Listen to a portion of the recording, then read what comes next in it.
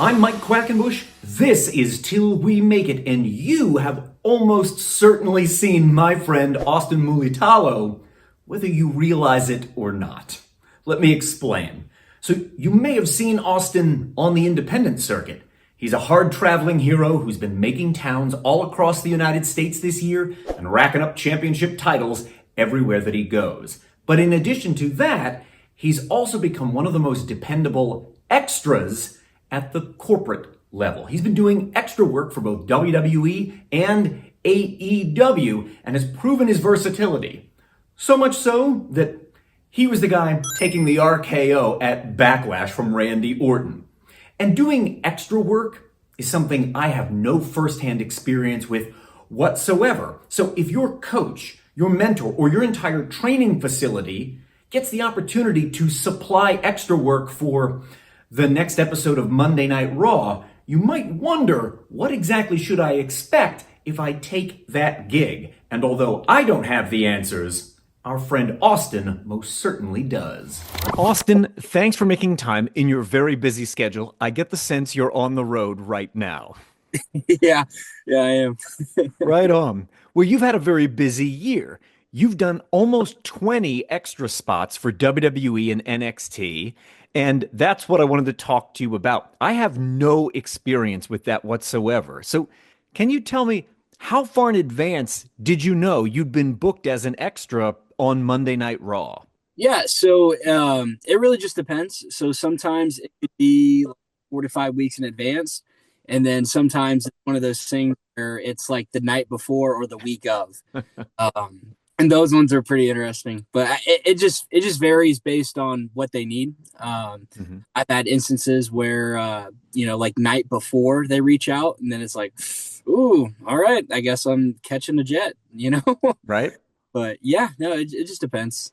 And what do you normally pack? Now, you've done Raw, you've done SmackDown, you've done NXT, like you've had the full menu so far. Based on your experience, what do you pack when you're going to do extra work? Yeah, so usually I pack like pair of black pants, a black shirt. Since I do have tattoos on my arm, I have a short sleeve black t-shirt, then I have a long sleeve, black belt, black shoes, black socks, just pretty much all black.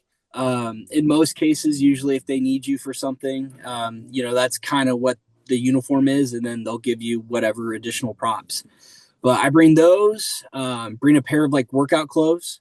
In my experience, they haven't done like tryouts or anything, but you never know. So just bring your workout clothes. You'll come dressed in a suit, just very nice to, just to impress. And is that an official dress code, or that's just kind of you taking it to that level? It's an official dress code. So the cool thing about it, when I first kind of started doing them, I didn't really know what that criteria was. Right. But for example, let's say that, I get booked for extra work. Before I even leave, they're going to send out it's a list of, the do's and don'ts. They give you the time, dress code, all that stuff. So it's pretty handful. Yeah, that, and then bring your gear. Always bring your gear. For me, I bring a set of custom stuff to me, and then I bring pretty, not bland, but like generic gear, just in case if I wrestle or something on TV, I'm just generic wrestler A or B. Right. And that's very attractive if you're booking someone to do an enhancement gig. That's why you'd want that non-specific gear, right? Correct. Yes. Awesome, man. So just talking about one of the big don'ts, and this has changed throughout the years. Nowadays, the extra talent is never corralled near the contract talent. They tend to keep them separate, don't they? Yes and no. So as extra talent, you're obviously not, going into their locker room and, doing stuff like that. But it's kind of weird. So when I started doing it, it's the Triple H era of things. So from what I hear from people that did it before, it was a lot different. But from my personal experience, they're very friendly. Like they'll, more times than most, you'll either pass them or they'll come up to you and, they'll initiate conversation. Just to give you an example, it was in Dallas this year, right before Mania.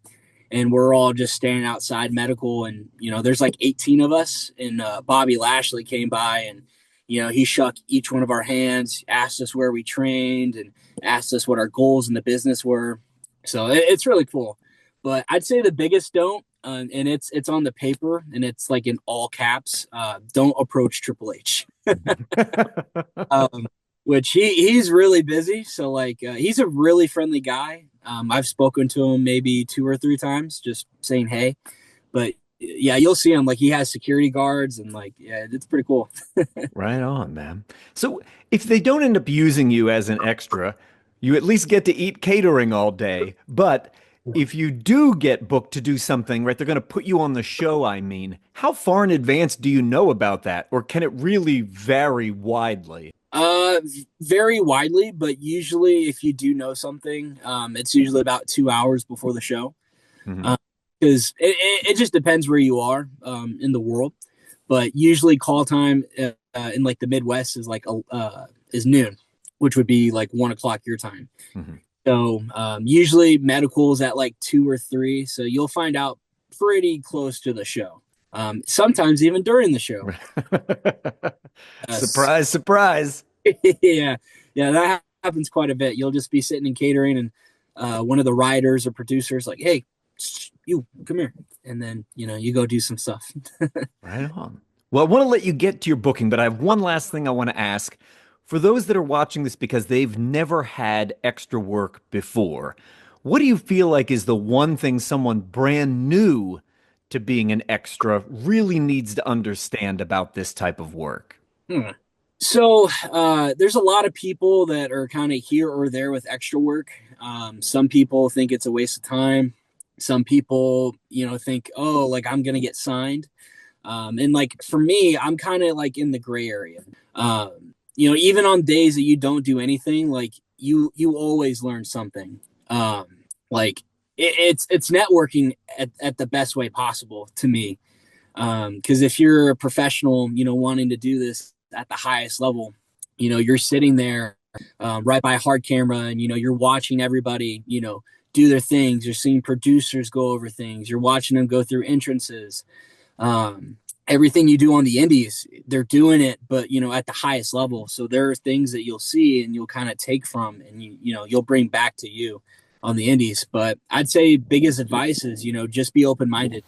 My thanks to Austin for pausing en route to a booking to talk about extra work with us. If you want to follow along with Austin's journey in pro wrestling, I put links to his socials down below in the descriptus. And if you'd like to see some of the other installments in my interview series here on the Till We Make It channel, which cover everything from the manufacture of championship title belts to the design of wrestling gear, click on the playlist appearing on screen right now, and then I will see you over there.